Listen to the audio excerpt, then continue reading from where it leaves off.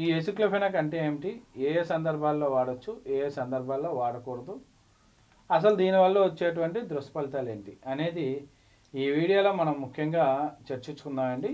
ఈ అర్ధరాత్రి వచ్చే పేషెంట్స్ ఎక్కువగా మెడికల్ షాప్ దగ్గరికి వెళ్ళి నొప్పి వచ్చిందంటే టాబ్లెట్ వేసుకొని అర్ధరాత్రి సీరియస్ అయి వచ్చేవాళ్ళు చాలా ఎక్కువ సంఖ్యలో ఈ మధ్యకాలంలో కనిపిస్తున్నారండి. గ్యాస్ట్రిక్ ఇరిటేషన్ ప్రాబ్లమ్స్కి నొప్పి ఎక్కువగా ఉన్నప్పుడు తెలియక నొప్పి తగ్గుతుంది కదా అని చెప్పి మార్కెట్లో దొరికేటువంటి ఈ యొక్క ఎసిక్లోఫెనాక్ టాబ్లెట్ని ఎక్కువగా వాడుతున్నారు. ఈ యాంటీ ఇన్ఫ్లమేటరీకి సంబంధించినటువంటి డ్రగ్ అండి ఇది ఎసిక్లోఫెనాక్ అనేది. తరచుగా మనం ఏదైనా పనులు చేసేటప్పుడు ఏదైనా ఒక వస్తువు తగలడం కానీ, లేకపోతే గోడ గుద్దుకోవడం కానీ, లేకపోతే కాలు స్లిప్ అయి కింద పడడం కానీ, ఇలానే బండి ఓవర్ స్పీడ్లో వెళ్ళినప్పుడు బండి స్కిట్ అయి పడిన వాళ్ళు ఈ నొప్పి వాపుకు సంబంధించి వాడేటువంటి మొట్టమొదటి డ్రగ్ అండి ఈ ఎసిక్లోఫెనాక్ అనేది. మనం తరచుగా మెడికల్ షాప్ దగ్గరికి వెళ్ళి నొప్పి ఉంది అంటే వెంటనే తీసి ఇచ్చేటువంటి డ్రగ్ ఈ ఎసిక్లోఫెనాక్ అండి. ఈ ఎసిక్లోఫెనాక్ వల్ల ఎంతైతే మంచి ఉందో అంత చెడు కూడా ఉందండి. మనకి టాబ్లెట్ వేసిన వెంటనే ఒక 15 నుంచి 20 నిమిషాల లోపు ఈ యొక్క నొప్పి అనేది రిలీఫ్ చేసేటువంటి టాబ్లెట్. సో ఈ మధ్యకాలంలో ఎక్కువగా పేషెంట్స్ అడిగేటువంటి ప్రశ్నలు మరియు పేషెంట్ మా దగ్గరికి వచ్చి ఇబ్బంది పడేటువంటి సమస్యలను మనం ఇప్పుడు చర్చించుకుందాం.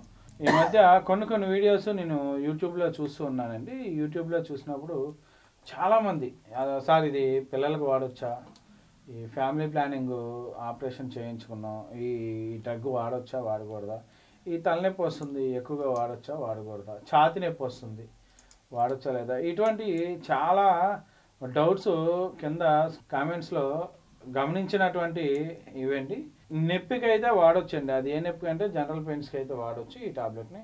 చాలామంది ఏంటంటే కొన్ని కంపెనీలు వాళ్ళ యొక్క టాబ్లెట్ను మార్కెటింగ్ చేసుకోవడం కోసం చాలా రకాలుగా వాడచ్చు, ప్రిస్క్రిప్షన్ లేకుండా కూడా ఈ డ్రగ్ను వాడచ్చు అనేది వాళ్ళ యొక్క మార్కెట్ స్ట్రాటజీని ఈ టాబ్లెట్ మీద రుద్దుతూ ఉన్నారు.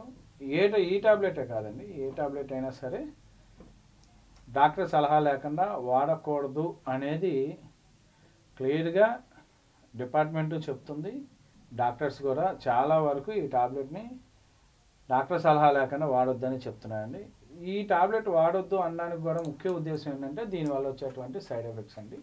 ఈ సైడ్ ఎఫెక్ట్ల ముఖ్య కారణాలు ఏంటంటే చర్మం మీద దద్దుర్లు ఒకటి, గ్యాస్ట్రిక్ ఇరిటేషన్ ఒకటి, కడుపులో మంట, నొప్పి, వాంతులు, విరోచనాలు మరియు నాజియా. ఇవే కాదు ఎక్కువగా వాడేవాళ్ళు ఈ టాబ్లెట్ని ఎక్కువగా వాడేవాళ్ళు ఆర్గాన్ ఇన్ఫెక్షన్స్ కూడా ఎక్కువగా వస్తున్నాయండి.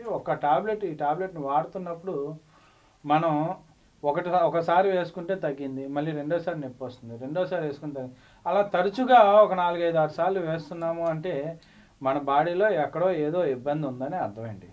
టాబ్లెట్ వాడేటప్పుడు 1-2 సార్లు మీ దగ్గరలో ఉన్న డాక్టర్ సలహాను తీసుకొని డాక్టర్ సలహా లేకుండా ఈ టాబ్లెట్ను వాడకూడదని విజ్ఞప్తి చేస్తున్నాను.